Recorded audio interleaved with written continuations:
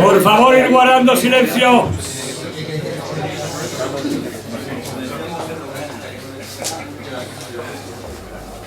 E irse a silenciar móviles todo el mundo, por favor.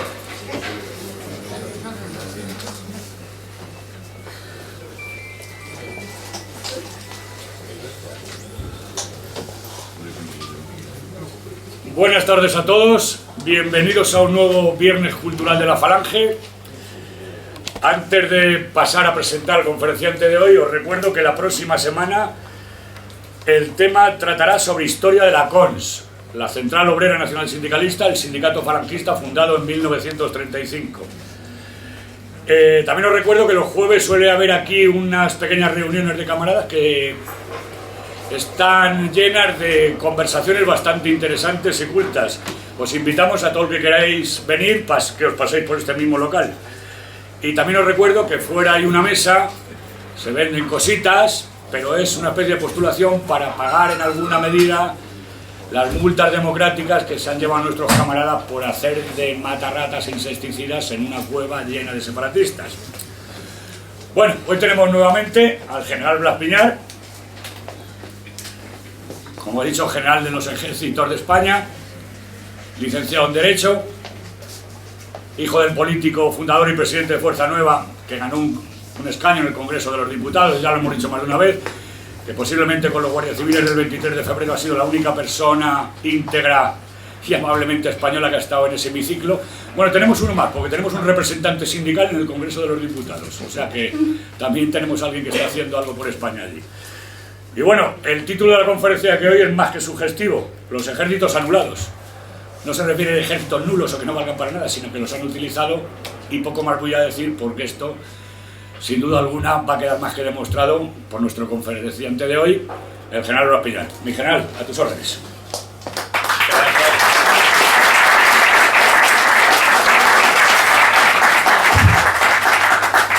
Buenas tardes, muchas gracias a todos por su presencia aquí. Además, un día como hoy, inicio de un puente en Madrid, cuando todo el mundo está deseando marcharse o por lo menos olvidarse de un periodo no solo de trabajo, sino de la presión medioambiental de estos políticos que estamos sufriendo. Bueno, mi agradecimiento una vez más a la Falange, a Manuel Andrino, a los que organizan este ciclo cultural, por invitarme, por darme cabida y por poder hablar a un público tan selecto como el que tengo delante. El tema de hoy, como se ha dicho, es un tema de alguna manera que llama la atención: ejércitos anulados. Podía haber puesto ejércitos neutralizados, desmantelados, destruidos, porque viene a ser similar. He preferido ser más suave y decirlo anulados, porque al fin y al cabo lo que se pretendía, y yo creo que se ha logrado, es que estén anulados, que no funcionen.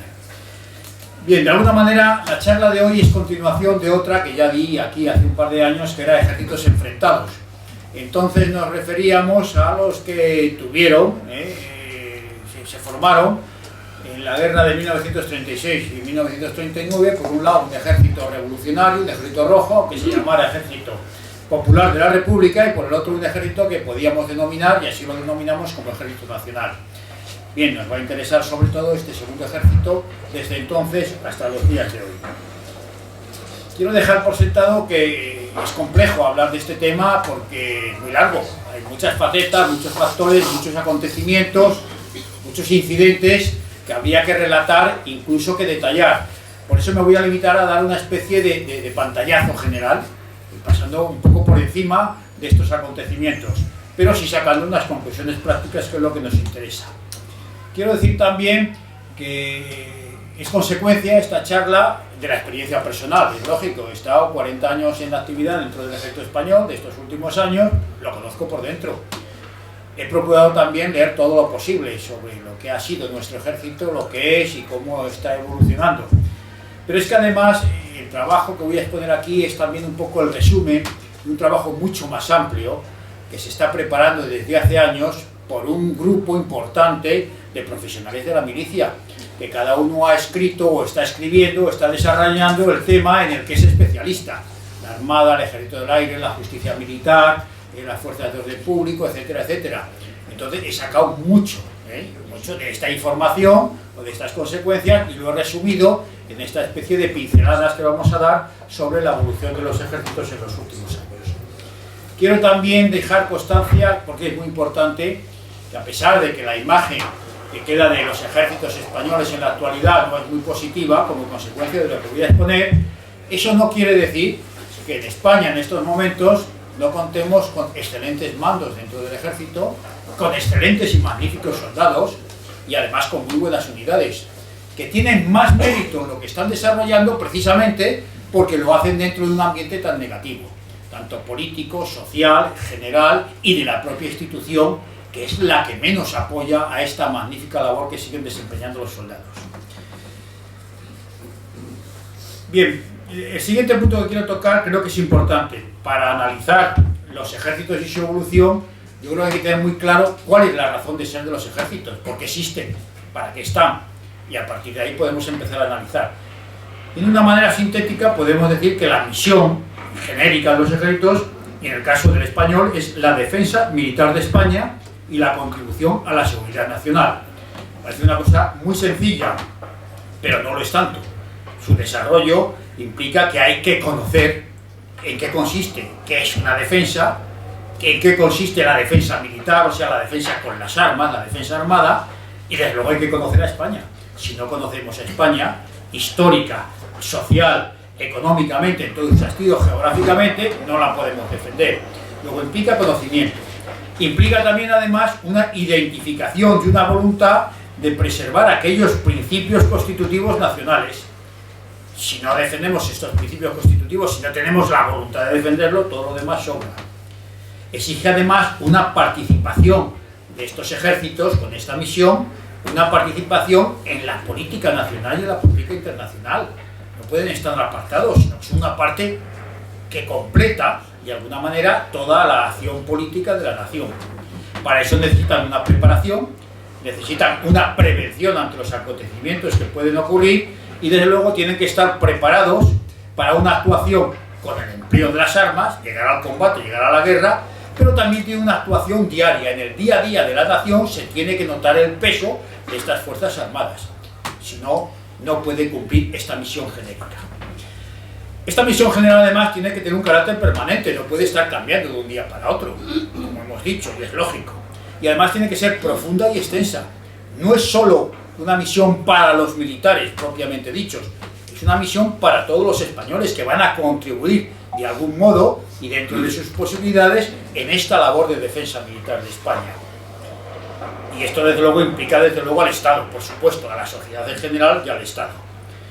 Y esta misión general además tiene que estar capacitada a través de unos medios, tiene que estar dotada de medios humanos, de medios materiales, de medios económicos, para llevar a cabo este combate si es necesario. Tiene que ser efectiva, o sea, que se puede llevar a cabo, no teórica, sino efectiva, se puede llevar a cabo la defensa. Y luego hay que procurar que sea eficiente, asegurar el cumplimiento de esta misión con el menor desgaste o el menor costo posible.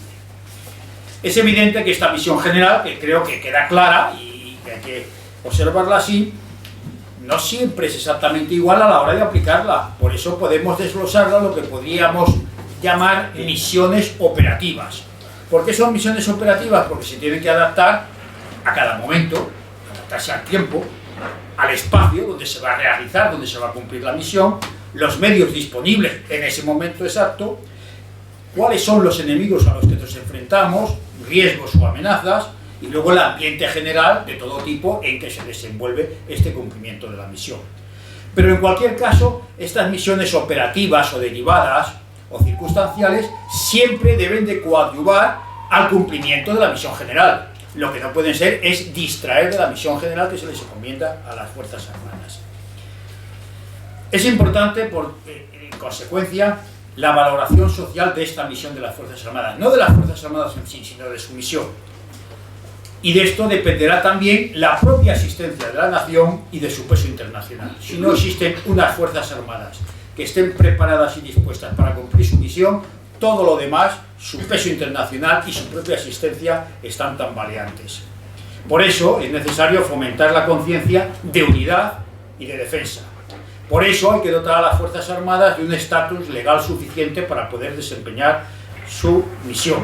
Y por eso hay que darle una dotación presupuestaria indispensable para tener los medios que necesita.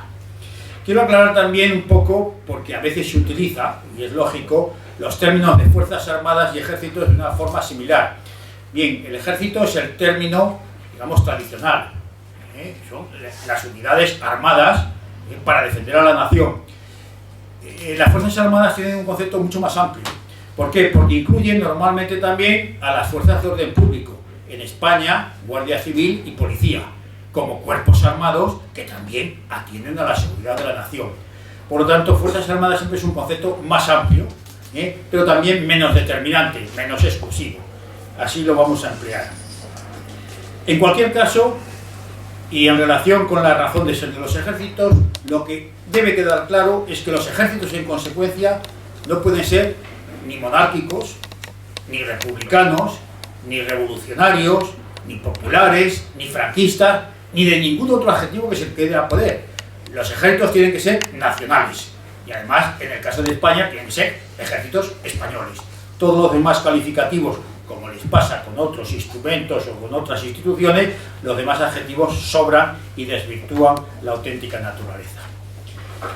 Bien, dicho esto como entrada, vamos a hacer un pequeño repaso de donde nos quedábamos en la anterior charla. Había dos ejércitos, uno gana la guerra y el otro sale derrotado. El llamado Ejército Popular de la República había sido un ejército que desde su creación nace con una división interna permanente. Comunistas, anarquistas, trotskistas, socialistas de las diversas tendencias, es un ejército dividido, que acaba con un predominio clarísimo por parte de los comunistas, que son realmente los que pierden la guerra. El comunismo es el que pierde la guerra y el que sale derrotado. Pero con el final de la guerra, con la capitulación, una capitulación total y sin condiciones, no quiere decir que acabe el predicamento de la lucha armada por parte de los comunistas. Los comunistas siguen en el planteamiento de lucha armada y lo hacen de dos maneras clarísimas. Dentro de España, manteniendo un movimiento tipo guerrillero, bandoleros, luego llamado a los franceses, pero un movimiento de intenciones de insurrección nacional en aquellas zonas que por geografía, por su lejanía, por ser zonas abruptas, se puede permitir el mantener estos grupos diseminados, pero que realizan atentados, secuestros, asesinatos, robos, etcétera, etcétera.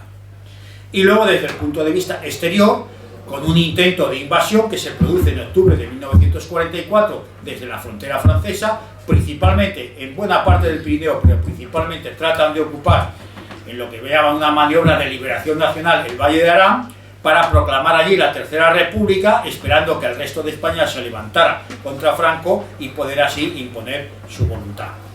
Ellos mantienen, por lo tanto, el Partido Comunista Español mantiene el espíritu de guerra y el espíritu de lucha durante muchísimo tiempo, durante bastantes años, hasta que fracasan totalmente.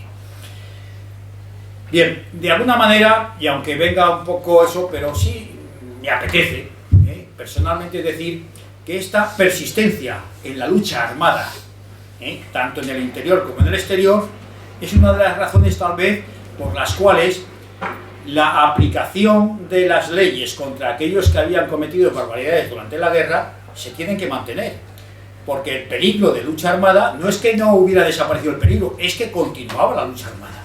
De alguna manera, aunque no oficialmente, continuaba la guerra.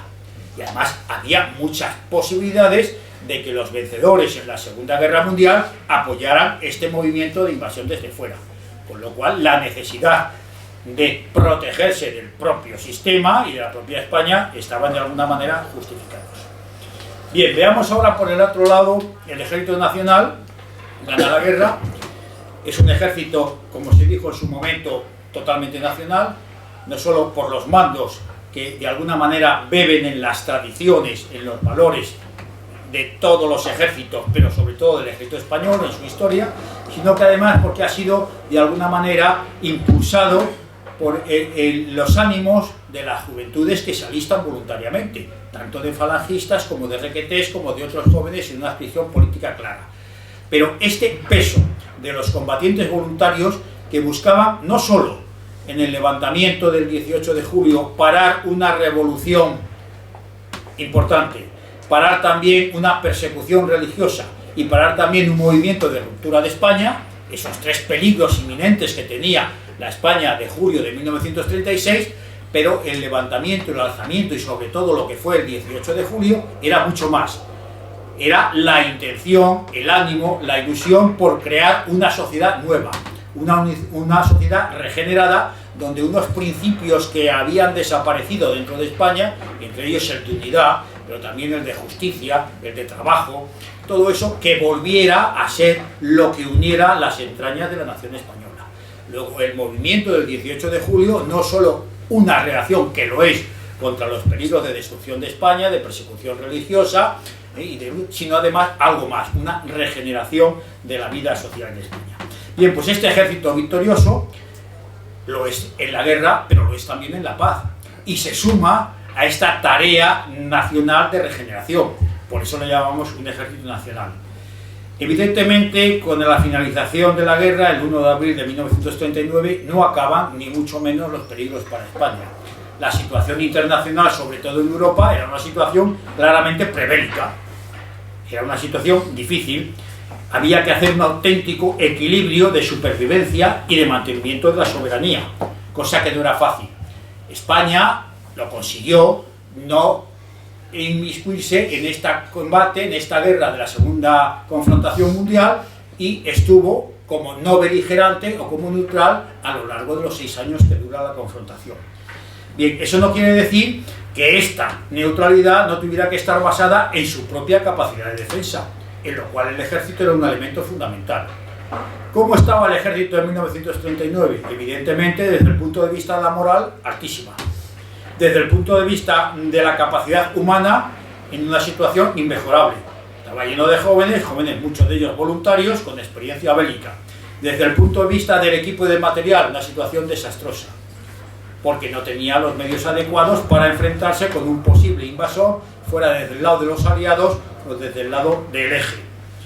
Además, tenía una situación en la retaguardia, con una nación destruida, no solo por los 3 años de guerra, sino por la acumulación de las malas políticas que se habían desarrollado en España durante todo el siglo XIX y buena parte del XX. O sea que arrastrábamos una penuria en el desarrollo económico y social de toda España, y esto pesaba a la hora de plantar cara a un posible intento de invasión. Bien, en esta situación de riesgo, situación difícil, de desequilibrio, la verdad es que hay que elogiar la postura de las dos naciones que habían colaborado con el bando nacional durante la guerra, de Alemania y de Italia. Aquí estaban presentes 2 cuerpos de tropas, uno hecho por técnicos y por personal selecto de aviación y sobre todo artillería antiaérea procedente de Alemania, que era la Legión Cóndor, y otro con tropas de voluntarios, el cuerpo de tropas voluntario italiano. Bien, acabada la contienda, y aunque pudieran aspirar a mantener estas tropas en España para conseguir ventajas tácticas y estratégicas de cara al posible conflicto, las fuerzas alemanas e italianas son retiradas de España sin ningún problema. Esto nunca se dice en ningún sitio, pero hay que considerarlo. Y hay que considerar también que la situación tanto de Alemania y de Italia eran de auténtico predominio sobre España. Tenían muchas posibilidades, por las buenas o no tan por las buenas, de imponer su criterio y hasta cierto tipo de justificación. Pues no hubo ningún problema, se retiraron. Bien, en esta situación, como digo, difícil, se fortifica el Pirineo, se fortifica a fondo, porque es donde viene el peligro mayor, pero también se fortifica toda la zona del Mediterráneo y la parte del Atlántico que nos corresponde, que era por donde podían llegar las invasiones. Pero es que además se mantiene la soberanía en las Islas Canarias, en las Islas Baleares, objetivos estratégicos importantes para ambos bandos durante el desarrollo de la guerra, sobre el protectorado en la zona norte de Marruecos, que era también un sitio muy importante, como luego demostró el desembarco aliado en la zona norte de África, y además se mantuvo la presión importante de la reivindicación eterna de España sobre el peñón de Gibraltar. Todo esto se hizo en muy malas condiciones de carácter de material, de equipamiento y sobre todo de tensiones políticas, diplomáticas y presiones de los dos bandos contendientes. Bien, y además, conseguimos el éxito, no pisan una frontera española, nadie toma un centímetro del territorio español, se nos respeta al máximo, y además nos podemos permitir el lujo de demostrar de cuál era la voluntad de la nueva España, enviando una división de voluntarios a combatir en la Rusia soviética contra el comunismo. Y además dejó allí secuelas que todos sabemos de heroísmo, con sus 45.000 voluntarios, 3.500 muertos, 750 desaparecidos y más de 15.000 heridos. Bien, esto sería una primera etapa hasta la finalización de la Segunda Guerra Mundial.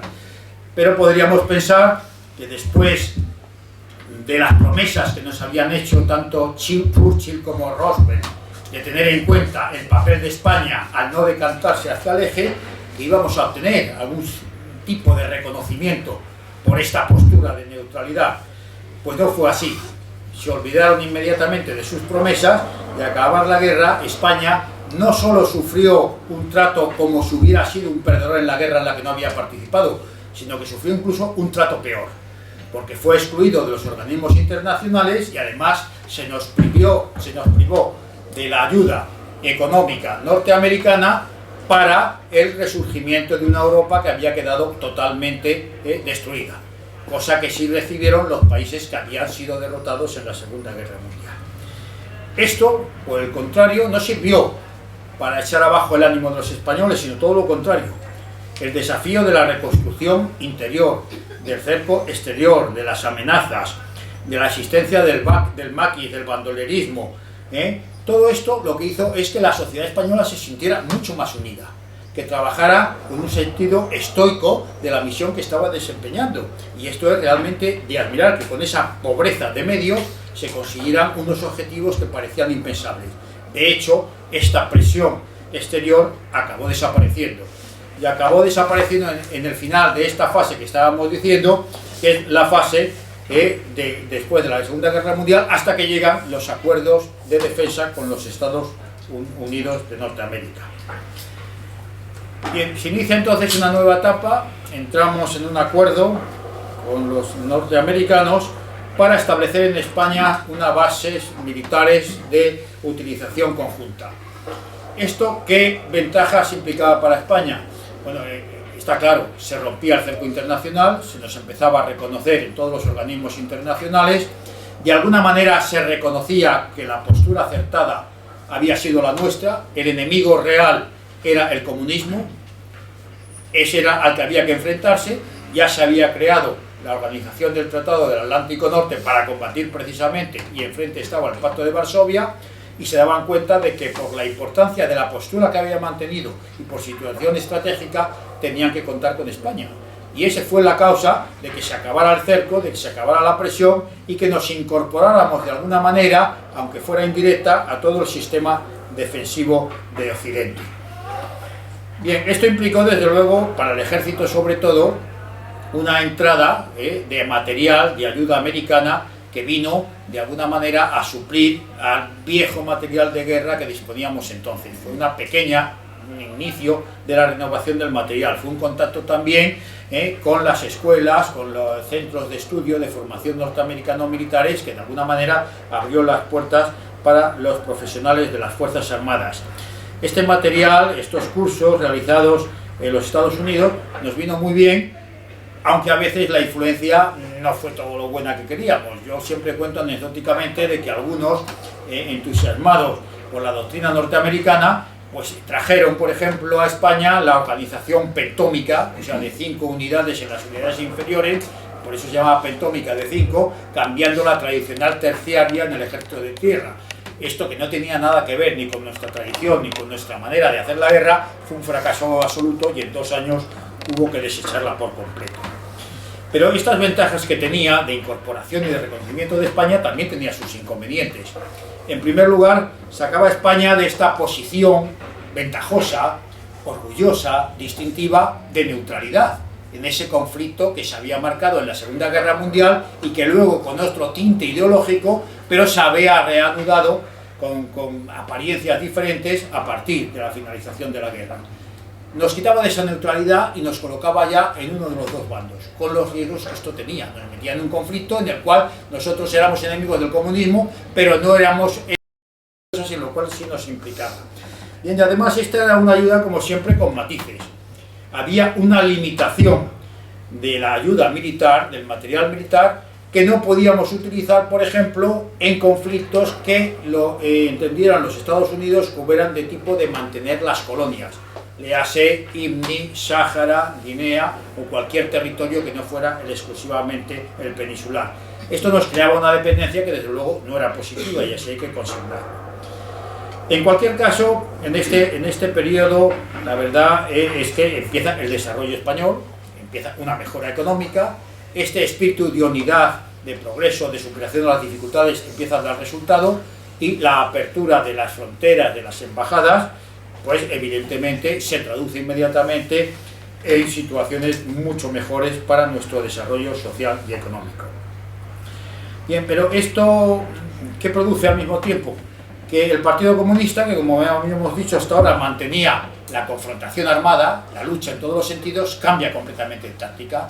El maquis ha fracasado, la invasión por supuesto, los aliados han visto no solo ya que no nos hacen presión política a través de este cerco internacional, sino que vuelven a restablecer las relaciones diplomáticas, comerciales, culturales y de todo tipo. Entonces se dan cuenta que por ahí no van a llegar a nada. Y cambian de táctica, y entonces empiezan a hablar de superación de las diferencias, de reconciliación, y empiezan a tratar de abrir brecha en ese bloque tremendo, duro, unido, que era la España nacional. Entonces empiezan a hablar de los inmovilistas, de los aperturistas, de los que tienen una visión más liberal, están buscando la división, sin renunciar a infiltrar también gente dentro del sistema. Llámese la Iglesia Católica, llámese el propio ejército, la universidad, la enseñanza, los magistrados empiezan a moverse para ablandar el objetivo desde dentro. Han cambiado radicalmente de táctica. Tan han cambiado que es la época en que ya Santiago Carrillo, cuyas ideas y cuya actuación por todos es conocida, empieza a decir que ellos cuando vuelvan a España vendrán con la hoz y el martillo en una mano y con la cruz en la otra. Lo que no decía es que lo que iban a hacer con la cruz una vez que hubieran entrado en España. Y en el periodo este vuelve a dar un pequeño cambio, yo creo, y sobre todo para el ejército, cuando se celebran los 25 años de paz. Se ha ganado la guerra, se han cumplido 25 años de paz, España ha vencido la propia crisis interior, la ha vencido a fuerza de unidad, a fuerza de trabajo, a fuerza de ideal, y ha sufrido la presión desde el exterior.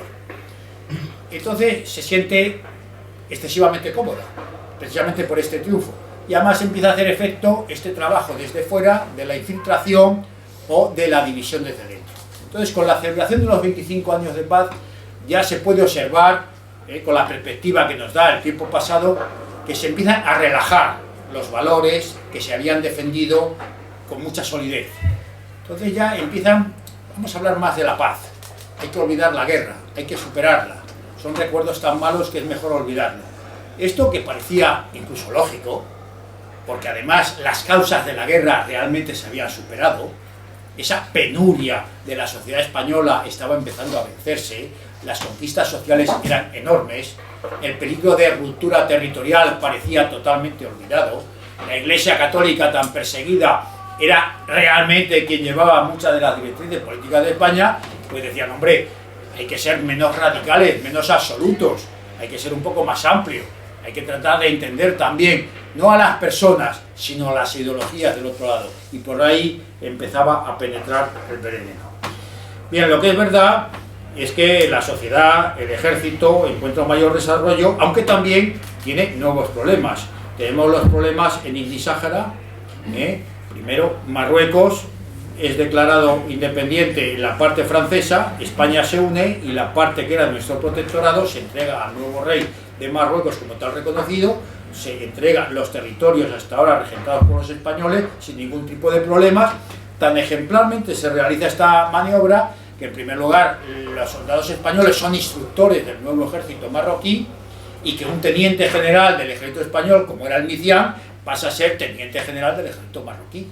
Esto nos da una idea con perspectiva de hasta qué punto este cambio de soberanía, este traspaso al nuevo reino de Marruecos se hizo sin ningún tipo de incidente, como así se produjo. Es más, el repliegue, la retirada de las importantes fuerzas militares que había en el norte de África se produce también durante un periodo no rápido, como luego se produjeron otras evacuaciones, sino fue un tiempo sosegado, tranquilo, demorado. Poco a poco se fueron trayendo las unidades que quedaban en la península.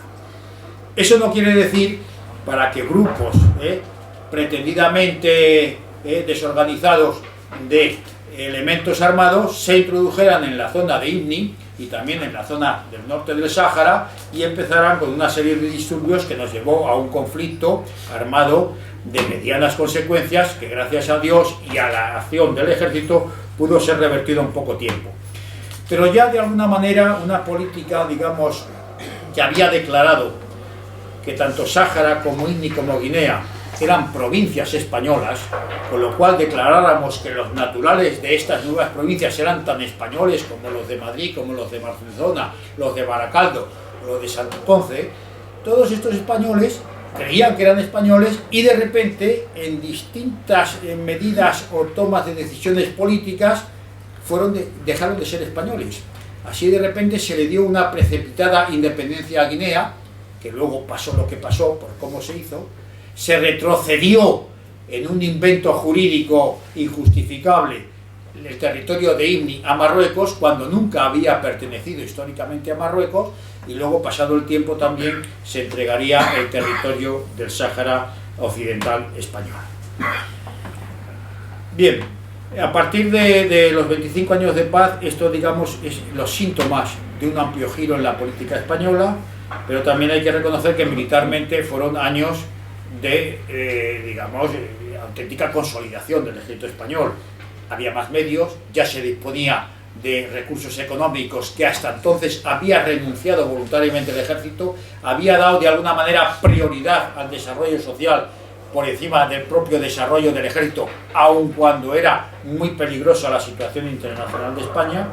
El ejército puede reorganizarse, el de tierra completamente, la reorganización del 65 era una reorganización modélica para las necesidades de aquel momento. La organización de las fuerzas en las fuerzas de intervención inmediata, defensa operativa del territorio y reserva general era modélica desde el punto de vista de un ejército nacional, y además se lleva a cabo un programa de instrucción muy completo.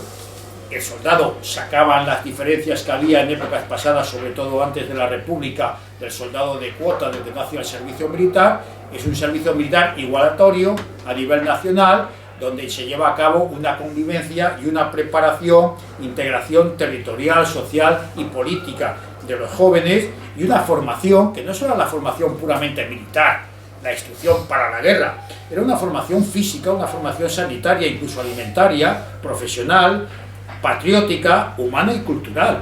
Se elevaba el nivel de preparación de la mayoría de los jóvenes que pasaban por servicio militar, aunque también es cierto que esa minoría que contaba con una mayor preparación, los universitarios, los maestros, los sacerdotes, ellos lo que veían era que transmitir esos conocimientos superiores a través de las clases de alfabetización, de formación profesional, en las bibliotecas, en graduación escolar, todo esto que se hacía mientras se realizaba el servicio militar. Bien, por eso digo que en estos años el ejército pudo de alguna manera consolidarse en su labor, tanto militar como en su labor social. Por eso no es de extrañar que una persona como el general Marchante, fallecido hace aproximadamente un año, gran conocedor de esta época, dijera que las Fuerzas Armadas Españolas, a partir de 1939 y hasta la muerte de Franco, constituyeron una organización sin fisuras, sacrificadas siempre a las necesidades de España, cohesionadas y obedientes al jefe del Estado, que no solo atendieron con evidente éxito a alejar toda agresión exterior y rechazar las que se produjeron de hecho, sino que colaboraron en la recuperación de la nación y en la mejora del grado de cultura y patriotismo de sus jóvenes. A cambio de ello, las Fuerzas Armadas fueron respetadas y queridas por sus compatriotas, que a ellas entregaron la responsabilidad de mantener y afianzar la unidad nacional y evitar toda conmoción procedente del exterior. A cambio también recibieron de los poderes públicos, estamos hablando de los poderes públicos de la época de Franco, todo el apoyo posible, manteniendo siempre el grado de autonomía necesario para atender con criterios puramente profesionales a su evolución y desarrollo sin interferencias políticas. Bien, con eso de alguna manera finalizamos un repaso de lo que pasó, política, pero con trascendencia para el ejército en la época de Franco. Veamos ahora un poco con carácter más general lo que había pasado en esa España nacional, para tener una visión de conjunto.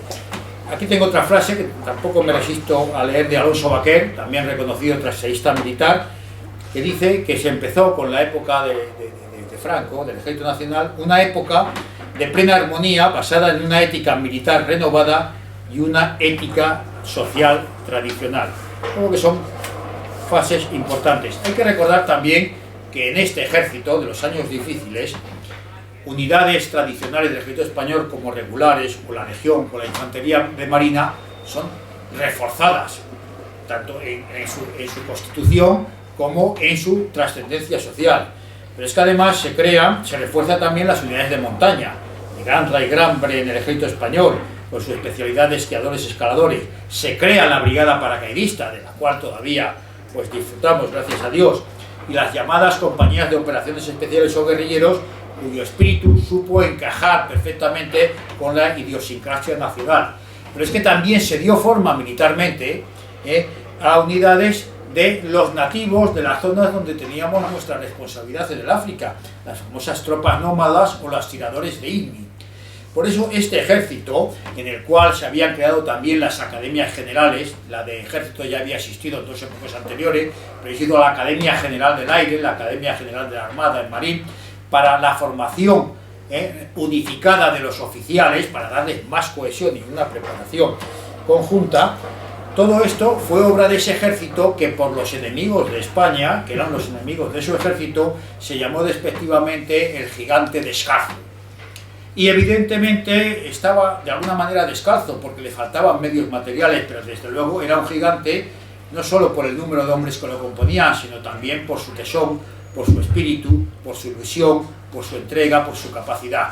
Y además ese ejército, ese gigante descalzo, supo cumplir con su misión de defender la unidad de España, la integridad territorial y su orden constitucional, que era al fin y al cabo la misión que había recibido.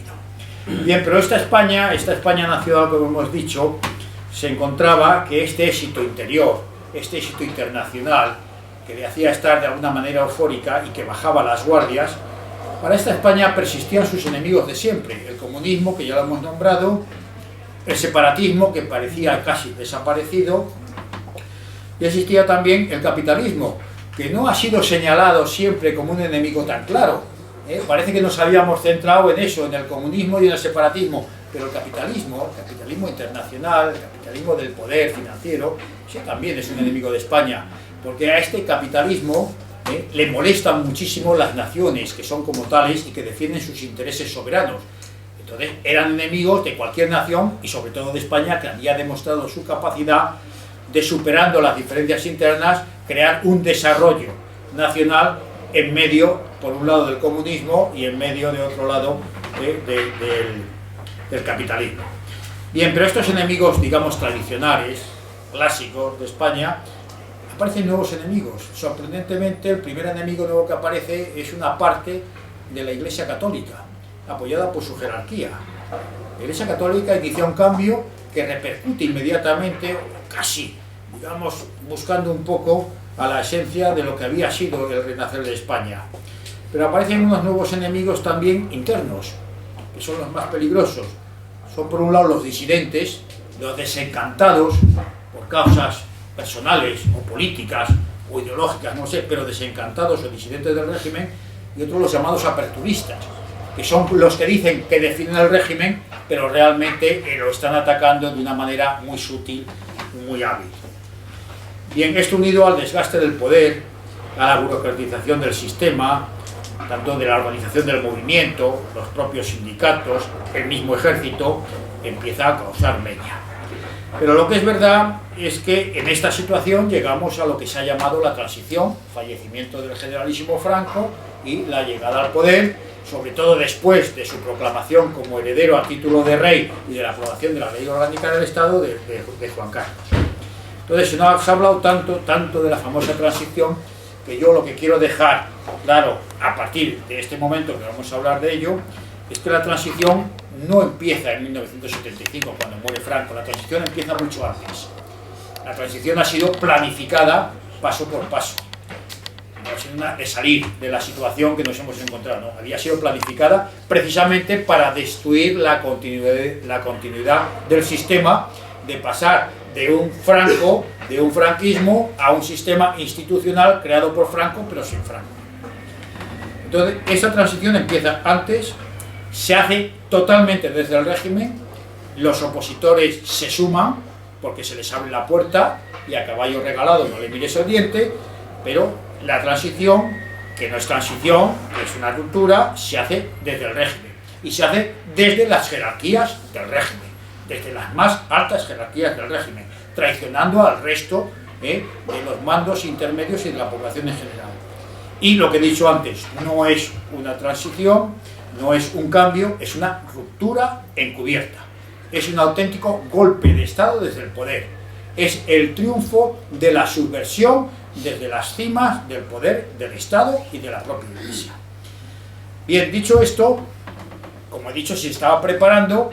Lo que quedaba claro también a los que habían diseñado esta maniobra es que quienes se podían oponer a esta transición planificada y engañosa eran precisamente los ejércitos, porque se habían demostrado unidos, cohesionados y firmes en su postura. Por eso se decide actuar clarísimamente contra los ejércitos. Hay que actuarlos. Y hay que hacer lo que han conseguido al final. Sobre todo hay que anularlos, quitarlos esa capacidad de actuación. Y esto se hace, claro, de muchas maneras. No es tan fácil de hacer. Lo que hay que hacer es disimularlo también, como se hizo todo lo demás. Tenemos que tener en cuenta que, ya lo decía, personaje, no voy a decir su nombre porque no quiere que se publique sus memorias hasta que él fallezca, pero una persona metida en todo el tema de subversión contra subversión, conocedores de las cloacas del Estado, que ya las había entonces, no es una cosa de ahora no hay cloaca, ahora todo el Estado es una cloaca. Entonces sí que había una parte inferior que era cloaca, ahora el Estado completo es una cloaca. Y decía esta persona, dice, la forma en que de una manera inexorable, estamos hablando del año 72, que es cuando él escribe esto, se va produciendo graves hechos políticos que deterioran de una manera definitiva la paz social, la unidad entre los hombres y las tierras de España, su prestigio internacional y la convivencia de los ciudadanos, encuentra su principal causa en los más altos niveles políticos. Había gente que ya en ese momento lo estaba viendo cómo se estaba produciendo y lo sabía no porque lo leía, sino porque lo vivía, porque estaba en centros de decisión y de acción claves para el desarrollo de los acontecimientos de lo que pasaba en España en aquella época. Entonces, como digo, había que conseguir descapacitar al ejército, había que descolocarlo, deslegitimarlo, desarraigarlo, desinstitucionalizarlo, desnacionalizarlo. Pero claro, esto no se podía decir, era demasiado fuerte. Igual que se engañó al resto de la sociedad con la reforma política y con estamos defendiendo de la ley a la ley, todo esto que eran puros engaños, también había que tratar de camelar al ejército y hacerle ver cosas distintas. Por eso las palabras que se dirían al ejército eran modernización, profesionalización, funcionalización, homologación, necesidades económicas, temas de estrategia internacional, problemas de personal, integración en la sociedad, la nueva tecnología, imagen, democratización, etcétera, etcétera. Podríamos estar un cuarto de hora, pero es que era un bombardeo constante y continuo. El caso era desdibujar su razón de ser y su visión, o sea, que el ejército de alguna manera se sintiera un poco perdido y hablarle de conceptos nuevos, la seguridad colectiva, la defensa compartida, todo esto para quitarle su sentido de la responsabilidad, que no se sintiera tan responsable de lo que estaba pasando en España. Bien, y estas acciones, este fondo además era una mezcla a la hora de actos concretos. Y esta mezcla de actos concretos no eran solo hacia el ejército, eran en general hacia la sociedad española. Por eso se utilizó el terrorismo. El terrorismo era una manera de ablandar a la sociedad y ablandar a los ejércitos. Por eso se mataban militares y guardias civiles. Pero se hacía también a través de los medios de comunicación. Campañas continuas de prensa desprestigiando a las Fuerzas Armadas o echándole en cara cosas de las que no eran responsables. De tal manera que de alguna manera se vieran apocados disminuidos, agredidos y trataran de pasar desapercibidos, pero se les atacaba desde el propio poder político. Desde la enseñanza, no digamos a todos los niveles, el pacifismo, el sentimiento antimilitar era contraste. El partidismo, que repercutió negativamente, como era lógico, al meterse esta partitocracia en el sistema político español, repercutió negativamente en los ejércitos. Pero es que el propio Estado se ha ido compartimentando, como todos sabemos, por llamarlo de alguna manera. El Estado de las autonomías, estos poderes repartidos, todo esto, con el concepto de unidad y de cohesión del ejército, era totalmente contradictorio. Y se producía dentro de los propios ejércitos un cuarteamiento jerárquico y de las competencias. Se le iban quitando competencias y responsabilidades. Al mismo tiempo se procedía a la subversión deslegitimadora. Hablábamos del pacifismo, las campañas de objeción de conciencia, el reconocimiento constitucional como derecho de las personas a la objeción de conciencia, de ahí la insumisión, el antimilitarismo total, para luego acabar pidiendo, como están pidiendo ahora, un ejército del pueblo, un ejército podemita. Bien, esto además llevaba una desestructuración interna de las Fuerzas Armadas, había que difuminarlo, limitar los conceptos de lo que es el mando, con todas sus consecuencias, divisiones entre ejércitos, armas, cuerpos, escalas, alejamiento progresivo de las fuerzas de orden público con las que estaban unidos por el concepto de Fuerzas Armadas, cada vez más separados. Antes, el mando de la Guardia Civil era un teniente general del ejército, su estado mayor era militar, la mayoría de los oficiales de la policía armada eran militares. Todo eso ha pasado a la historia, han perdido muchas de estas instituciones su fuero militar, otros lo tienen muy diluido, y desde luego las relaciones no es que sean malas, pero tampoco son las que cabía esperar a aquellas organizaciones armadas que están al servicio de España. Se ha promovido además dentro del ejército un asociacionismo que no es positivo, ni tanto las asociaciones legales, mucho menos las ilegales, de carácter sindicalista, pero es que además se han creado oficialmente consejos de personal, observatorios de la vida militar, observatorios de la mujer dentro de las Fuerzas Armadas, todo esto que diluye el concepto de disciplina y de jerarquía que tiene el ejército. Y además se ha promovido a una élite colaboradora dentro del ejército con los objetivos políticos de los partidos, que han sido siempre promovidos hasta alcanzar las cuotas más altas de la responsabilidad militar. Y se ha puesto de manifiesto con dureza el reprimir cualquier tipo de reacción dentro de las Fuerzas Armadas ante los actos terroristas, los ataques mediáticos, legales, sociales, institucionales, de valores, de imagen o de símbolos. O sea, el ejército como si no existiera. Se le puede atacar, decir de todo, quemar la bandera, silbar al himno nacional, pero el ejército es el único que no puede intervenir. Y el que intervenga, pues se acaba con él, se le quita del medio. Y al mismo tiempo se ha hecho una externalización de las responsabilidades, externalización estratégica. Ya no decide España dónde están situadas sus unidades, lo deciden de fuera. Operativa, no digamos, que si en Líbano, que si en el Báltico, que si en el Índico, que si en África, se decide fuera dónde están nuestros soldados, dónde deben de estar. Y una externalización logística. El ejército no se vive por su cuenta, necesita de una serie de operadores logísticos civiles, multinacionales, en manos de empresas particulares, para poder funcionar, existir y actuar, con lo cual no puede decidir si puede o debe actuar en cualquier momento. Y además se ha unido también un control y manipulación cultural. En este momento no hay publicación, ni revista, ni museo, ni sala histórica que no esté estrictamente controlado por el Ministerio de Defensa. El ejército no tiene una independencia cultural, no puede alabar sus valores a sus héroes, tener sus monumentos, sus nombres de los cuarteles. Todo esto está mediatizado por el gobierno a través del Ministerio de Defensa.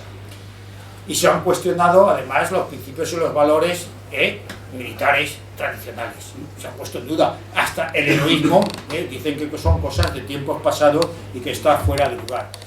Y además, incluso desde nuestros propios defectos, se está promoviendo lo que yo me atrevo a llevar, pues la tentación folclórica. Dejar a las Fuerzas Armadas para desfiles, para procesiones, que está muy bien. Juras de bandera de estas colectivas, se llaman juras civiles, que puede estar muy bien porque mueven los sentimientos, pero que en el fondo están vacías y que lo dejan con folclórico.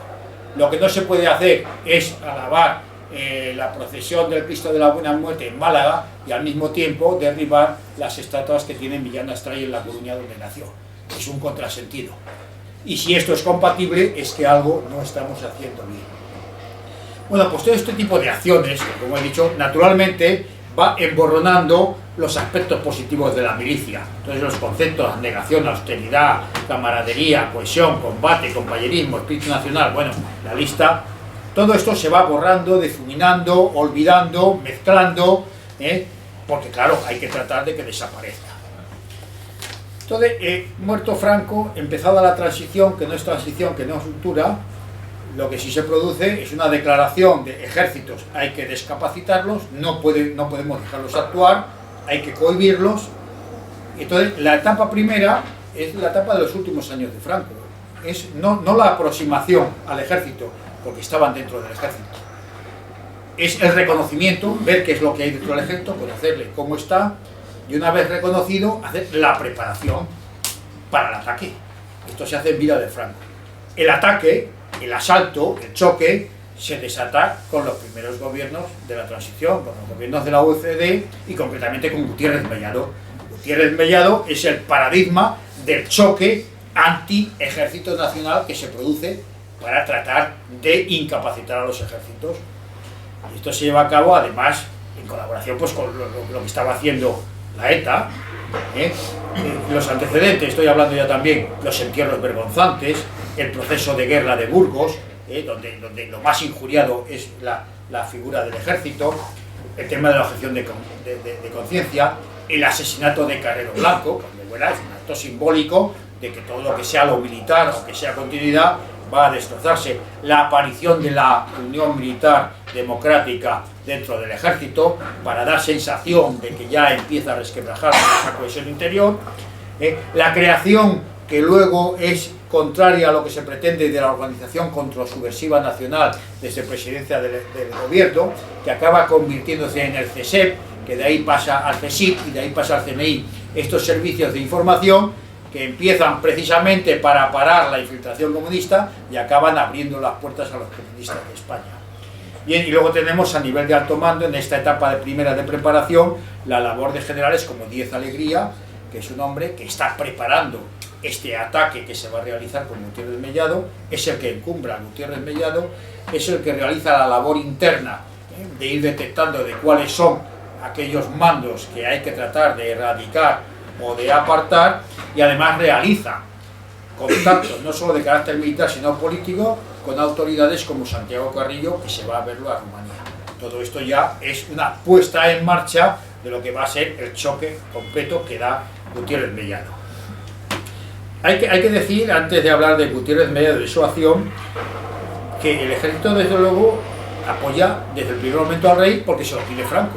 El famoso testamento de Franco es una petición última de unidad y de lealtad, y el ejército, por lo menos nominalmente, dice que se siente obligado por lo que le pide Franco. Esto es lo que muchos altos mandos dicen para de alguna manera justificar su conducta pasiva en muchos casos. Yo lo único que he hecho es obedecer a Franco, que me pidió lealtad a Juan Carlos. Bien, había mucho que hablar de esto. Lo que es verdad es que esa defensa del orden institucional que tenía encomendada las Fuerzas Armadas por la Ley Orgánica del Estado, los ejércitos de la transición no la cumplen, porque la Ley Orgánica del Estado y todas las previsiones sucesorias son rotas completamente, el desmantelamiento del sistema político es de base radical, incluso hasta como referencia para la nueva legislación, es totalmente arrasado. Por lo tanto, estas Fuerzas Armadas no cumplen con su obligación legal, de alguna manera esgrimiendo que tienen una lealtad personal hacia la figura de Juan Carlos. Esto es así, hay que reconocerlo. Entonces no se pasa de la ley a la ley, sino que realmente se está dando el visto bueno con una actuación pasiva a un auténtico golpe de Estado desde el propio poder. Y todo esto además enmarcado en un ambiente de la cesión del Sáhara, donde se traiciona públicamente a las propias Fuerzas Armadas que están dispuestas, no los mandos, no los suboficiales, la propia tropa está dispuesta a defender el Sáhara español, a dejar su vida para defenderlo. Y sin embargo, después de animar y de decir públicamente el príncipe de España, desplazado expresamente hasta el Sáhara para decir que España va a cumplir con sus obligaciones con el Sáhara y con los saharauis, a las 24 horas se da la orden de abandonar el Sáhara y de entregarlo a Marruecos y a Mauritania. Este golpe moral al ejército en unos momentos graves y trascendentales tuvo también mucha repercusión en su actuación posterior.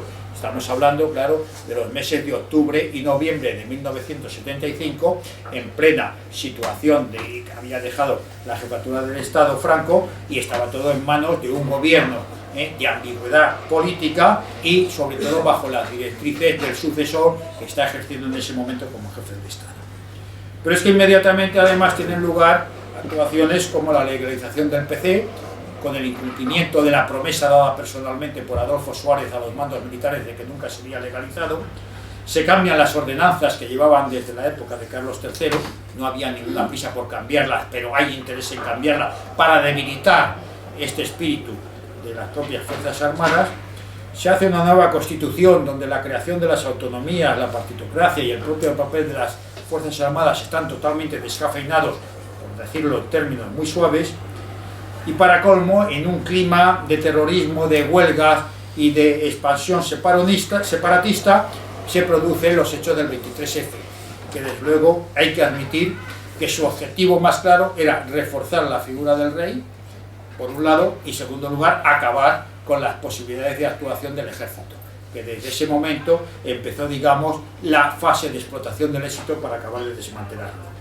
Tenemos culmine aquí, bueno, el acontecimiento del Manifiesto de los 100, el simulacro de otro golpe del 27 de octubre donde se juzgan a otros militares y tal para mantener el miedo al ruido de sables, la creación de un Ministerio de Defensa que nunca ha sido un Ministerio de Defensa, sino un Ministerio de las Fuerzas Armadas, porque no se ha ocupado de la defensa, sino precisamente de controlar a las Fuerzas Armadas, y se producen pues hechos como aspectos como el de la Pascua Militar, era una fiesta totalmente castrense. Al final los militares están allí para embellecer con sus uniformes las palabras que dicen los políticos o el propio jefe del Estado.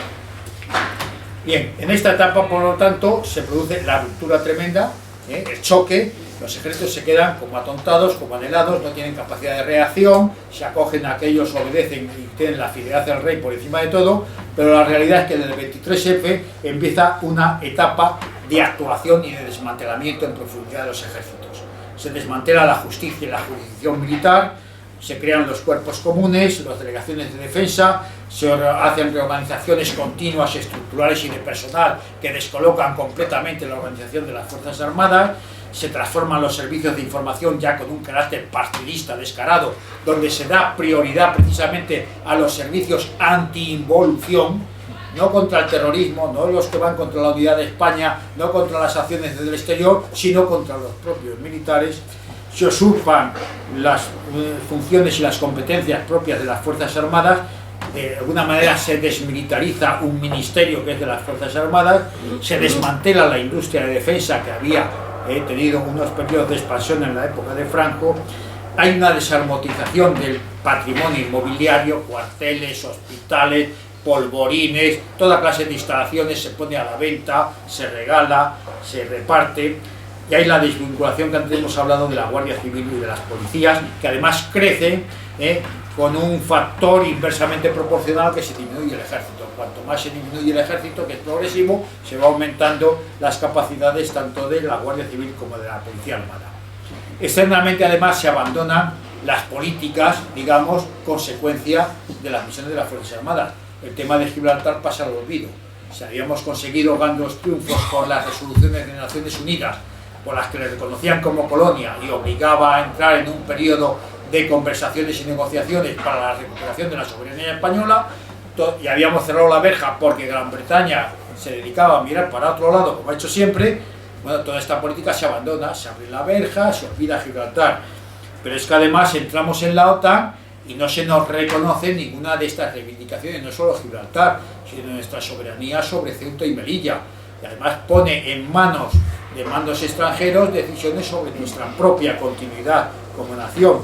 Se firma también el convenio de no proliferación de armas nucleares, al cual nos habíamos opuesto hasta ese momento. ¿Por qué van a tener los 5 más potentes la exclusiva de las armas nucleares? Pero es que a continuación empezamos a firmar todos los convenios para quitar las armas químicas, las armas, las minas contrapersonal, todo lo que no firman precisamente las grandes potencias.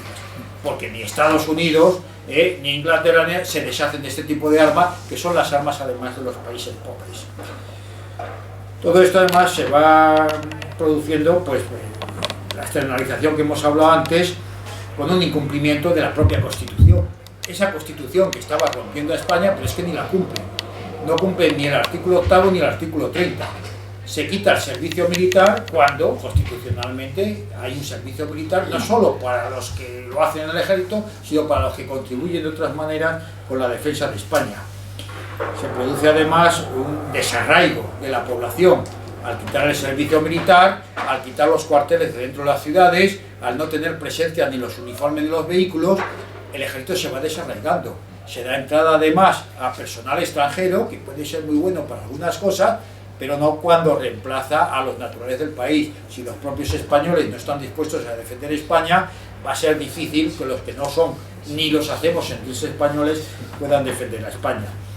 Se producen además hechos lastimosos, pues como la entrega, la desaparición del Museo del Ejército de Madrid. Esto ya es la etapa de explotación del éxito, ya no es Felipe González con Serra o consecuencias de Pérez Mellado. Ya aquí entra de lleno el señor Aznar con sus ministros de defensa, entra el señor, por supuesto, Zapatero, pues, bueno, no hay que decir nada, y entra el señor Rajoy en sus últimas etapas. Por eso no tenemos Museo del Ejército en Madrid, hay en Zaragoza un IKEA de la defensa, como mejor le podemos llamar. Se entrega el Museo de Montjuïc a la Generalitat Catalana y se desmantela todo lo que había allí. Se estrella un Yakolev cuando íbamos a una misión donde no se nos había perdido en Afganistán, y además porque no dan los medios suficientes para llevar a nuestros soldados en aviones en condiciones, porque el problema era totalmente presupuestario. Este dinero tenéis, con esto tenéis que viajar. Cuando tienes poco dinero te vas a las compañías, como era esta compañía ucraniana, pues eran compañías que apenas, aviones con mal mantenimiento, pilotos que no tienen experiencia, en condiciones malas, y además concediéndote las zonas de vuelo que no quieren las compañías, las cuales cuestan. Bien, se producen hechos, pues la negociación y legitimación de la ETA, el asunto del Cougar también, que tanto se ha olvidado, el proceso llamado proceso de paz, la vergonzosa retirada de Irak, el desmantelamiento total y absoluto de la sanidad militar, el caso Mena, cuando un general del ejército español habla de la Constitución española, es destituido. Entonces, si un militar no puede hablar de la Constitución cuando toca temas militares, no sé quién va a hablar de los temas militares. Pero bueno, como he dicho, cualquier reacción es rápidamente cortada. Se crea la unidad militar de emergencias, con lo cual se consagra que aquellas unidades militares que no estén en el extranjero, pues las que estén en territorio nacional sean para apagar incendios y actuar en caso de catástrofe, pero no de una manera eventual, sino que están organizadas, dotadas, instruidas para actuar en estas cosas, con lo cual puede ser unas fuerzas muy necesarias en España, pero no precisamente formando parte de las Fuerzas Armadas, sobre todo en un periodo cuando las Fuerzas Armadas carecen enormemente de medios. Tengamos en cuenta además que tanto el personal como el material de la unidad militar de emergencia tienen carácter prioritario, o sea, son los que cobran más, los que tienen los mejores medios, los que nunca están reducidos de presupuestos, en deterioro del resto de las unidades. Además, se aprueban unas nuevas ordenanzas, que ya de ordenanzas militares no tienen absolutamente nada, una declaración ideológica, mezcla de ideología de género, de multiculturalismo y de cosas extrañas, mezclado con frases militares, pero desde luego ha desaparecido ya la palabra guerra, la palabra combate, porque está claro, los militares no son para la guerra ni para combatir, son para llevar ayuda humanitaria a los que lo necesitan. Bien, se ha desmantelado completamente la enseñanza militar, ya el ser oficial del ejército español no depende de órganos militares, depende de un órgano universitario contratado por el Ministerio de Defensa, y es el que da la titulación, que además es una titulación mixta. No sales teniente de infantería, de caballería, de artillería, no.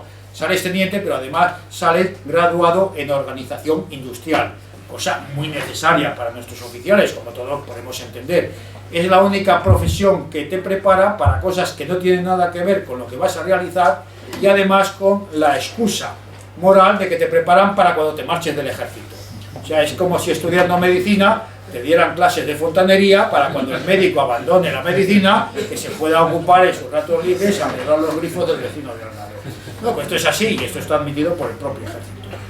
Bueno, tenemos el caso además de la reciente cesión, esto sí que es una cesión, no de utilización conjunta, de las bases de Rota y de Morón a los Estados Unidos de Norteamérica, sin que haya tenido ningún tipo de debate.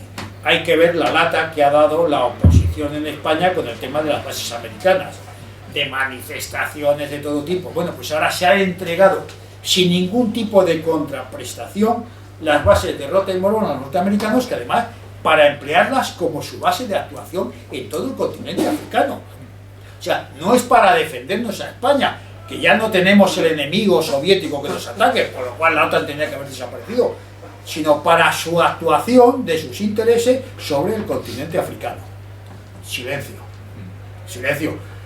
Que haya silencio político, pues es lo natural, ya sabemos cómo son nuestros políticos, pero que haya silencio de los propios militares, eso ya es más sospechoso. Bien, bueno, llevo bastante tiempo hablando y tenemos que llegar a una conclusión.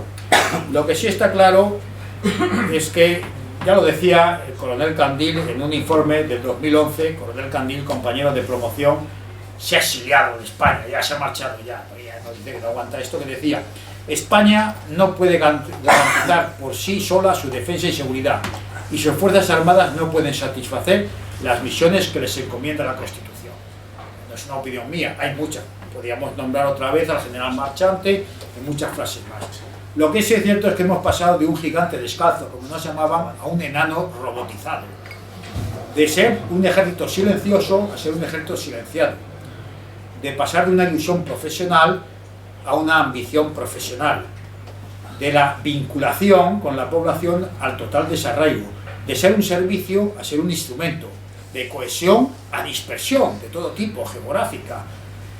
De lealtad a desconfianza entre las propias Fuerzas Armadas, de compañerismo también a desconfianza, de orgullo colectivo a concesiones, sin ninguna encascada, de presencia a escamoteamiento. Ya no hay uniformes en las calles, no hay presencia, para nada, los desfiles, en las cosas, de tener peso a ser ninguneados, de ser sujeto a ser objeto, de vocación a una profesión, empleo o ocupación, como ahora dicen, que es una ocupacional, de patriotas a técnicos, de deber cumplido a pasar desapercibidos, de jefes a gestores, como se ha dicho oficialmente, de firmeza a relativismo, de institución a entidad. Oficialmente en las leyes se habla de la entidad militar, no de la institución, de una misión a una simple función, de un ejército cercano a la población a un ejército virtual, de proyectable, que es una cosa buena, a ser un ejército proyectado. Está fuera,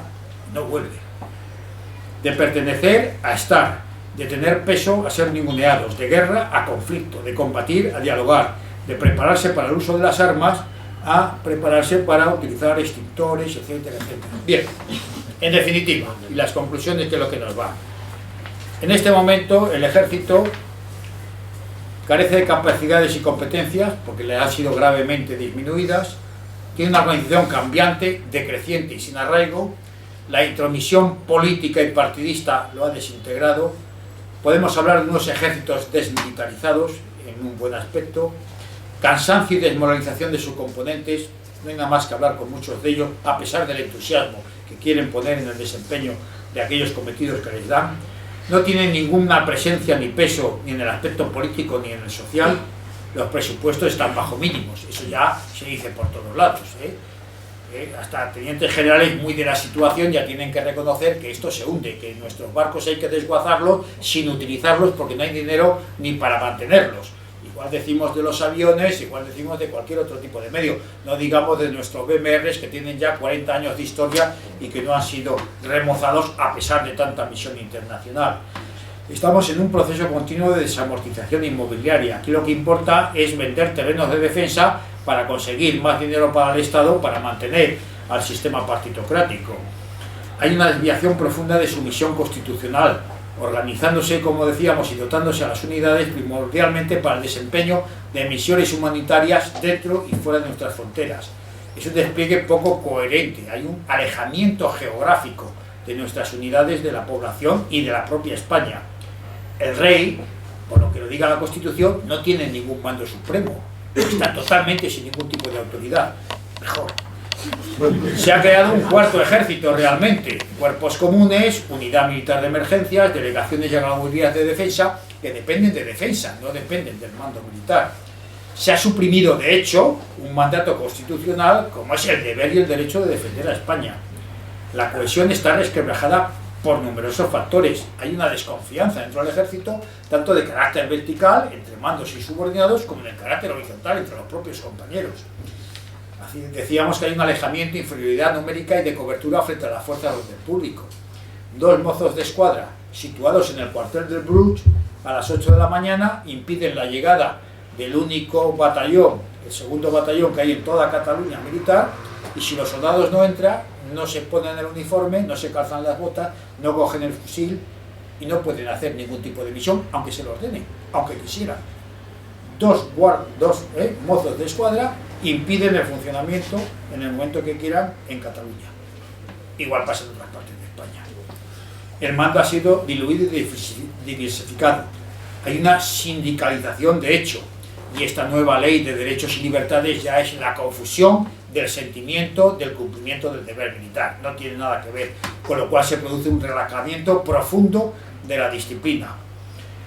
Hay un debilitamiento del espíritu y de la moral militar, a pesar del buen espíritu individual de muchos de los militares. Hay una selección partidista de la cúpula y de los mandos militares. El ejemplo del esquemat nos muestra claramente de qué pelaje son nuestros mandos. Y luego hay que admitir, en definitiva, que hay una carencia de los mandos militares de una estricta lealtad a España, que es a quien se deben, a la propia institución militar, a sus subordinados, incluso a la propia Constitución. En realidad están renunciando a esas responsabilidades inherentes a sus cargos.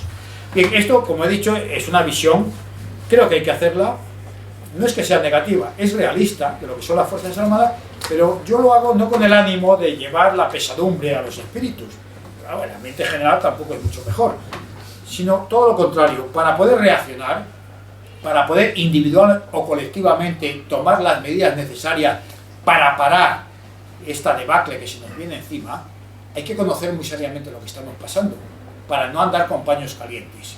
No podemos ya optar por más tiempo a por el mal menor, o a votar tapándonos las narices. Si alguien lo ha hecho hasta ahora, ante esta situación crítica, dura, que he hecho de la realidad de nuestras Fuerzas Armadas, que la impiden, aunque quisieran cumplir con su misión, esto nos implica una toma de decisiones personales consecuentes. Si no, no sirve para nada. Y es la única manera de que el ser español, nuestros valores que los llevamos dentro, reaccionen de una manera clara. Pero tenemos que ver esta situación negativa con una obviedad, con una refulgencia que diga o reaccionamos o esto se acaba. Todo lo que sea por optar, eso, por el mal menor, esto tal, estos son un poco menos malos que los otros, al final nos lleva a ir empeorando progresivamente la situación hasta un momento que no tenga retorno, que es hacia donde vamos. Entonces, es mejor tomar el toro por los cuernos, pero para agarrar el toro por los cuernos hay que conocer perfectamente el toro. Hay que ver cómo tiene de afilados los cuernos, qué distancia está uno del otro y de la manera que viste el animal. Si no conocemos esto, nos va a pegar las cornadas, pero va a ser bien.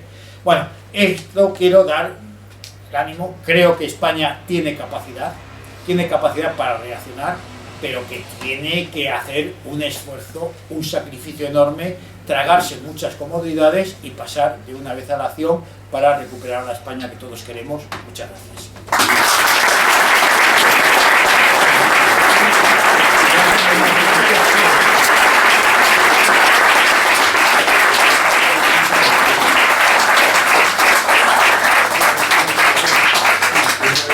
Bueno, ahora vamos a pasar a un turno de preguntas. Quien quiera hacerlo, por favor, sí que os pedimos brevedad. A ver, ¿quién empieza? Siempre cuesta al principio arrancar a la gente. A ver, por ahí. Sí, sí. ¿Tú? Sí. Buenas tardes. A la salud de vuecencia, mi general. Vamos a ver.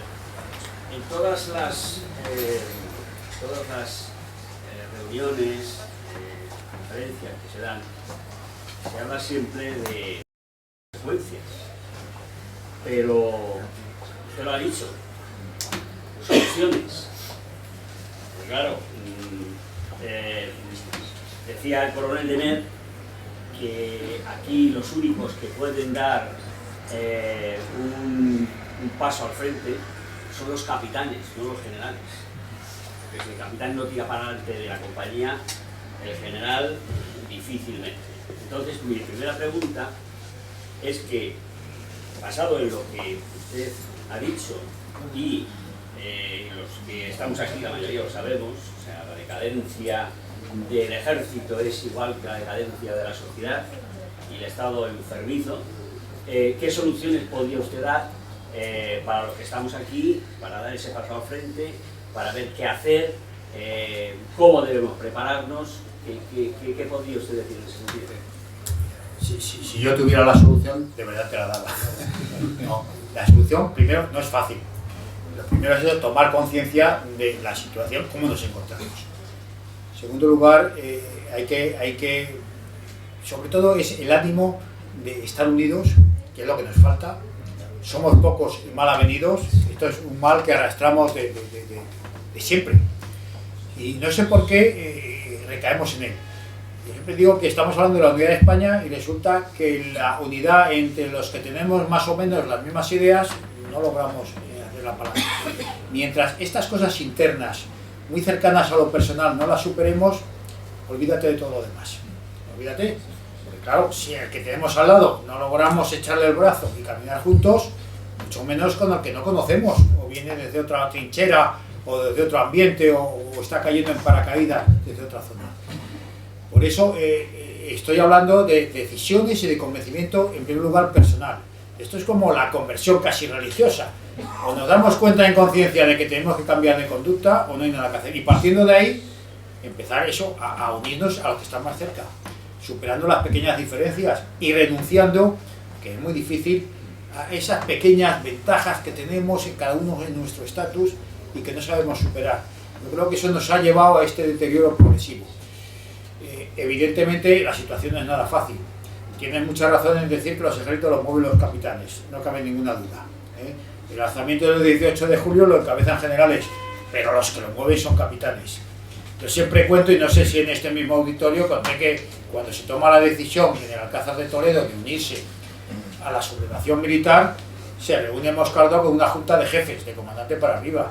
La junta de jefes no estaba por la labor, cosa lógica, porque era una verdadera barbaridad el alzarse contra Madrid cuando había derrotado a todas las unidades militares que se habían sumado al alzamiento y que las había arrasado. Entonces, que en Toledo, que había una academia militar de vacaciones de verano con los cuadros que había media docena, el levantarse era una auténtica barbaridad. Pero la Junta dice que no. Sale uno de los comandantes al patio del Alcázar, llama a los capitanes, a algunos de los capitanes entran y se declara el estado de guerra. Estos capitanes, hay que decirlo, pues eran primero el espíritu joven y segundo la conexión también de muchos de ellos con los falangistas de Toledo. Los que estaban en conexión con ellos, pues los que metieron a los falangistas en el Alcázar, los que les proporcionaron el armamento. O sea, que esta conexión de la juventud dentro de la milicia, de tenientes y capitanes, y del impulso, sobre todo en el caso que estoy hablando ahora de Toledo, pero pasó en muchos sitios más, de la propia falange, fue lo que prendió realmente en la sublevación. Si no, no se hubiera producido. ¿Qué es lo que pasa? Que el enemigo ha aprendido mucho. Ha aprendido, ya vemos como el primer punto de ataque fue la Iglesia Católica, porque sabía cómo estaba metida dentro del sistema y las grandes ventajas que tenía para actuar independientemente, sin que incluso desde un punto de vista jurídico el Estado pudiera incordiar. Bueno, pues lo mismo ha hecho con el ejército. Hoy el ejército, aunque haya más indisciplina, de alguna manera es menos representativo en el funcionamiento de las unidades que antes. Antes, en los regimientos estaban las juntas de capitanes, que el tema económico, las juntas de capitanes eran las que aprobaban las cuentas. El coronel no hacía lo que quería, ni mucho menos. los cargos de confianza del regimiento los nombraban las juntas de capitanes. Existía una cosa que se borró inmediatamente porque no interesaba, que eran los estados de opinión. Los estados de opinión eran donde los oficiales expresaban qué es lo que pensaban de lo que estaba sucediendo, tanto en política como en el mando militar, como socialmente. Podían hablar de lo que quisieran. Se suprimió porque no interesaba darles salida a esta opinión de los propios mandos, sobre todo de los mandos de carácter inferior. Bien, esta no voy a llamarla democracia porque la democracia está tan deteriorada, pero esta falta de representación auténtica dentro del ejército, esto se nota. Antes un capitán era un capitán, ahora un capitán no es nadie. Claro, no era un capitán ni un general ni nada, pero vamos, entonces pesaba, y esto se nota mucho. Entonces, claro, hablar ahora de que son los capitanes los que mueven el ejército es verdad. Lo que pasa es que el capitán no tiene las capacidades, lo que estaba diciendo antes. Hoy un capitán, sus soldados, no manda sobre ellos nada más que cuando sale del campo o se va de misiones fuera. Cuando está haciendo la vida rutinaria, no tiene la responsabilidad ni en lo que come, ni dónde duerme, ni si pasa frío, ni si pasa calor, ni si le pagan lo que corresponde. Le han quitado autoridad, le han quitado responsabilidad. Entonces es muy difícil mandar soldados sobre los cuales no tienes la responsabilidad plena. Este señor no me da de comer, este señor no responde de mí, a este no le puedo ir a reclamar nada porque no tiene capacidad de decisión. Donde deciden es directamente en defensa. Luego, han roto los vínculos de lo que era auténticamente el mando, esa sensación de lealtad hacia tu jefe, la han roto jurídicamente además. Pues ahora la situación es francamente difícil. ¿Qué es lo que pasa? Que esto es lo oficial, lo establecido. Luego quedan los lazos que están por encima de todo eso. La milicia es algo tan grande, de tantos años de experiencia, que por mucho que nos quiten eso, pero quedan otras relaciones. Y gracias a Dios, aunque yo veo muchas cosas negativas en las misiones en el exterior, porque nos separan de nuestra misión, nos mantienen fuera, hacen que el propio soldado deje de conocer a su país porque vive más años fuera que dentro, pero también tiene aspectos positivos, y es que esta convivencia en situaciones difíciles se produce cuando están fuera de España, no en España, sino fuera de España. Entonces el soldado sí que se tiene que confiar en su jefe, y el jefe sí que tiene que confiar en su soldado, cosa que dentro de la península no pasa. No sé si me explico. Entonces, en toda esta situación negativa que yo de alguna manera he destacado, también podría destacar muchos aspectos positivos dentro de la milicia, muchos. Lo que pasa es que como eso ya lo hacen otros, pues no es que no pierda tiempo, pero hombre, yo lo he vivido y lo sé, y conozco a los que siguen allí dando el pecho y dando la cara en situaciones muy negativas y a pesar de todos esos inconvenientes. Entonces ese rescoldo que está ahí puede rebrotar en cualquier momento, pero no va a rebrotar si no encuentra una sociedad que lo avive, que le dé el soplo necesario para que se encienda la llama. Y claro, el ejército no va a ir por otro lado. El alzamiento del 18 de julio no fue un alzamiento militar, fue un alzamiento cívico-militar. Y ahora tendría que pasar exactamente igual. No digo por un alzamiento, si es que no hace falta. Cuando hablan del empleo de la fuerza, el ejército no hace falta que emplee la fuerza nada más que en casos extraordinarios. Con que levante el dedo, como advertencia, es suficiente. Pero es que no ha levantado el dedo desde hace 40 años para absolutamente nada. Y como decía muy bien, entre otros el general Marchante, unos jefes, unos mandos que no han sabido defender la propia institución y a sus propios subordinados, difícilmente van a saber defender a España. Está claro que en los mandos actuales no podemos confiar, eso está claro, pero en el resto yo mantengo mi confianza, pero necesita el soplo, la ayuda, la colaboración, la inspiración, el sentirse apoyados de una buena parte de la sociedad. Lo que pasa es que ya nos hemos desnacionalizado tanto. España está siendo una marca, que es lo que quieren que seamos, no estamos siendo nación, que ya realmente hablar de una sociedad española va a costar un poco, porque es que estamos perdiendo nuestras características de personalidad. Los españoles están dejando de ser españoles, y no porque no lo imponga de fuera, sino porque estamos renunciando a ello.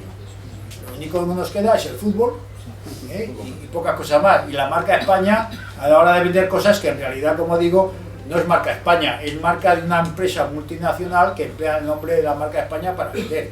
Es como cuando venden el aceite español con nombre italiano, pues exactamente igual. Muchas gracias, general. A ver, ¿quién más? Salvador. Yo iba a hacer dos preguntas. Una, ¿qué supuso el atentado contra el almirante Carrero Blanco para esta transformación del ejército? Y en segundo lugar, que usted más o menos lo mencionó un poco de paso, ¿qué queda de la industria militar española, lo que había en Antiguoini en el actual Senado? En lo primero, no fue una repercusión directa sobre el ejército, pero sí fue muy simbólica. El asesinato de Carrero Blanco lo que quiso demostrar en primer lugar era la debilidad del propio régimen, que a su propio presidente de gobierno le podían cometer un atentado en el centro de Madrid, eso ya tiene importancia, la capacidad de actuación de la propia oposición armada contra el régimen a través del terrorismo de la ETA, y sobre todo lo que demostró es que cualquier reacción ante un ataque tan directo hacia el sistema iba a ser totalmente parado. Yo creo que esto fue lo más importante. O sea, esas medidas que toma el general Iniesta como director general de la Guardia Civil para controlar y tratar de identificar a los autores del atentado e evitar que se explote política e incluso desde el punto de vista terrorista esa actuación, son inmediatamente cercenadas desde el propio poder. Entonces, yo creo que es más importante la capacidad de cortar cualquier posible reacción, o sea, es decir, el régimen no tiene capacidad de reacción. Y esto lo notó también la parte importante de la sociedad española, como el régimen se estaba quedando sin armas para autodefenderse. Porque cuando alguien quería defenderle, desde dentro del propio régimen y más de arriba, le cortaban la mano. Esto creo que fue lo más importante de Carrero Blanco. La industria militar española no existe, ya no existe. No queda nada. No queda nada. Quedan nombres, instalaciones, pero ya el capital, las patentes, todo ya no es nuestro. Ya no es nuestro. Se ha desmantelado sistemáticamente. Este fue un proceso paralelo a todo el desmantelamiento de la industria española. Todo lo que se hizo con ese enorme esfuerzo de los años difíciles a través del INI, todo eso se desmontó.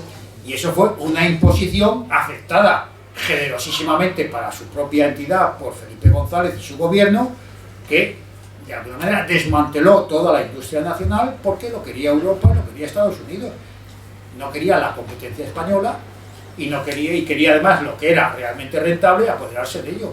Entonces, Felipe González y sus gobiernos están orgullosos de haber desmontado todo lo que tenía de industria nacional con su enorme carga social y de beneficio para el trabajador español. Todo eso lo desmontó Felipe González en nombre del socialismo. Esta es la gran vergüenza de nuestros socialistas, que son unos auténticos traidores, sino también a la clase, como ellos dicen, del proletariado que decían defender. Ellos fueron los que se cargaron. No solo las leyes laborales, sino también la propia industria nacional. Y además todavía hay algunos que se muestran orgullosos de ellos. Qué bien lo hicimos y qué poco coste político tuvo a la destrucción de la industria nacional que hicimos porque no lo pedía Europa.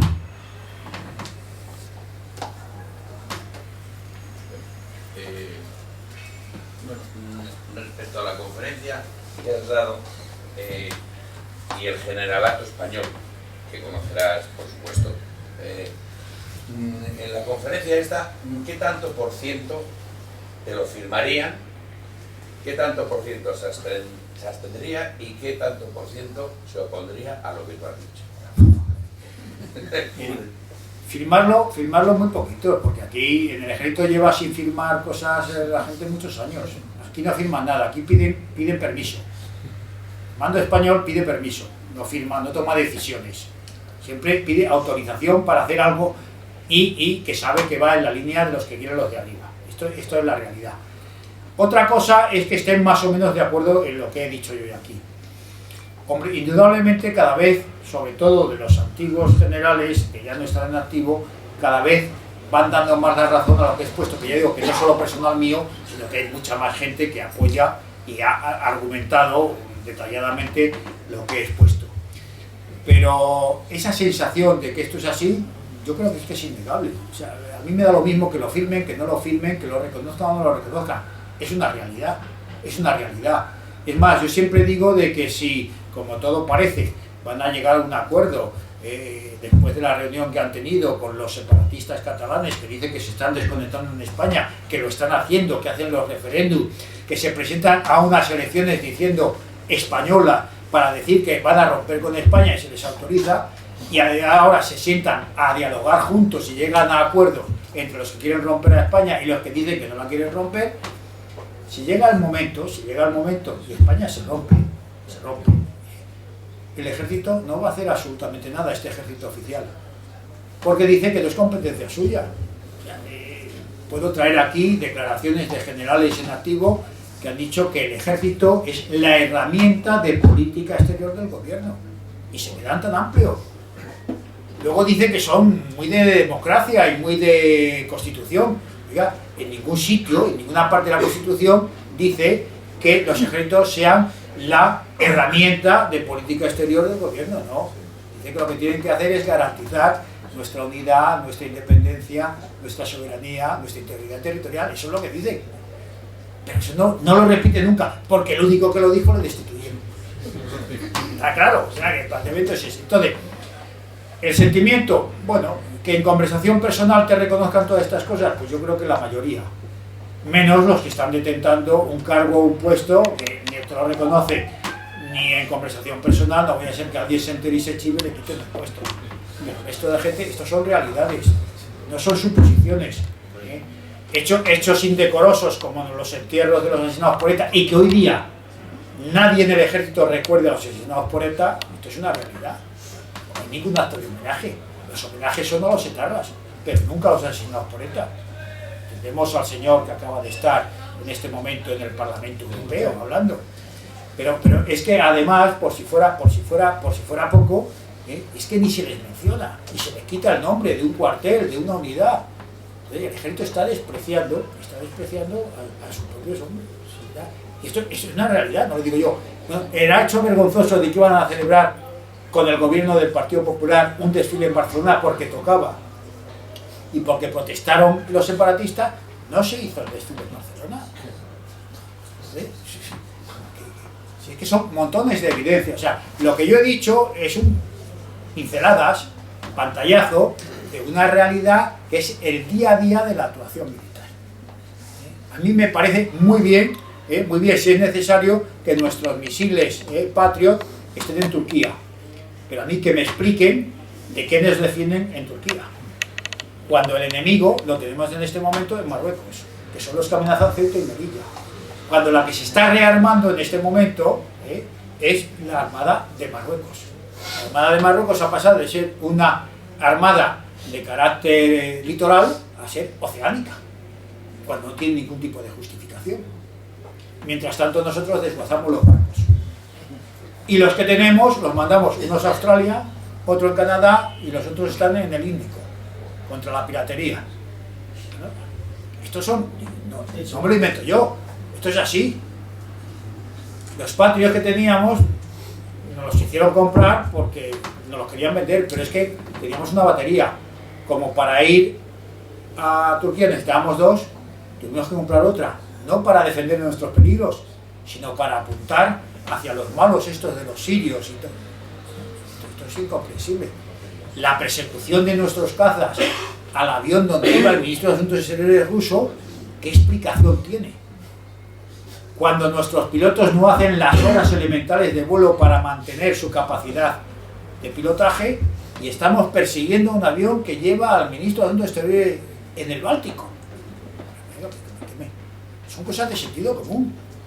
Entonces, si alguien me rebate lo que estoy diciendo y dice que no es verdad, pues bueno, entonces a lo mejor le tengo que dar a las dos, si no me la tendrán que dar ellos a mí. ¿Alguien más? Falta el cabo Pavía. ¿Qué? El cabo Pavía, que es lo que le hace falta. Bueno, Y él será la llama.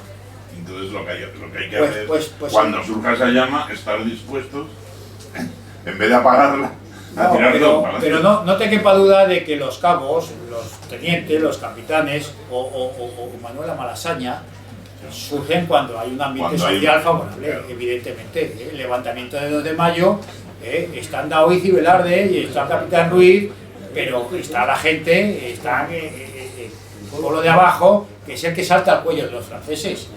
Los generales están con los franceses. Lo que pasa es que cuando surge el momento, todos tenemos que estar dispuestos a dar el paso al frente. Es posible. Ya preparar el momento que estamos solo en llenarnos la barriga, que yo la tengo bien llena. Bastante. Pues así no se consigue nada. Pues bueno, Muchísimas gracias a todos. Os recuerdo que la próxima conferencia es la historia de la CONS, dada por Eduardo Núñez. Os recuerdo también lo del jueves, que hay unas tertulias entre camaradas muy amenas. Y por último lo de la mesa, que no es una mesa petitoria, es una mesa de camaradería. Muchísimas gracias, mi general, y muchísimas gracias a todos por vuestra presencia.